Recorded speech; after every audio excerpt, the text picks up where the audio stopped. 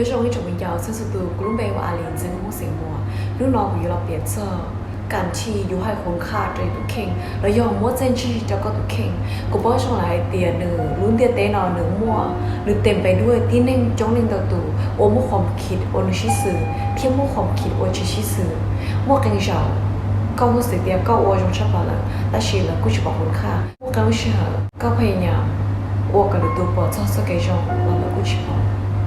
ยืนแต่นู่นนอนกูใส่จะก็ไอเดียช่วยยาโอก็โอชั่วยาโอยอดทองรุ่นนี้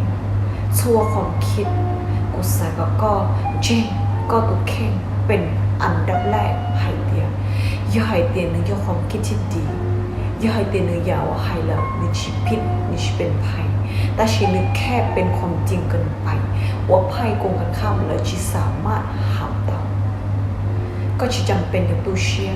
ซ้อมมันก็จะคุ้นค่าลดลงกูจีสายก็ตัวเชียจะความคิดแล้วก็กูสายจะก็เตียก็ย่อยตัวที่นี่ว่าต่ออยู่เปล่าโลกโมเดลสิ่งที่ดีทางที่ดีก็ต่อปรับทัศนคติแต่จอลิงตัวติชิแค่เราเทียก็มั่วความคิดชิดสากัน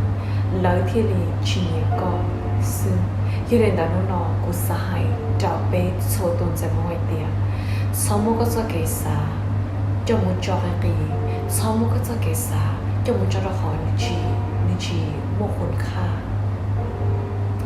ไปเชื่อตัวจีนตัดใจรู้ชอบสักเกจงที่คุณค่าที่ดีรู้นอกกุศลจะก็ไม่เดียชิมัวเล่งตึง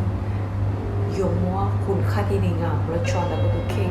ย่อยเตียนจีนก็ย่อยตัวจอและจอเองยืนดา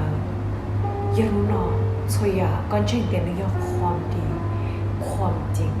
กับชีวไปเรื่อยๆจนก็สามารถสำเร็จยอดตัวอย่างนั้นวีสักเกจงอยู่นำพาก้องชีตุตินิ่งวันนี้สักเกจงอีอย่างของเด็กก็เทียเราอยู่มั่งมาเสียตุตินิ่งเพตุตินิ่งได้แต่เราก็นิ่งรู้ยืนด้านนอกว่าให้กำลังใจจะเป็นสุดวิญญาณจอกลงหมอกของมุ้งเส้นชีที่ก็เชียร์ก็ชิญญาย่อก็ตุเข่งกูอาลีเป็นไม่ชินชีดัว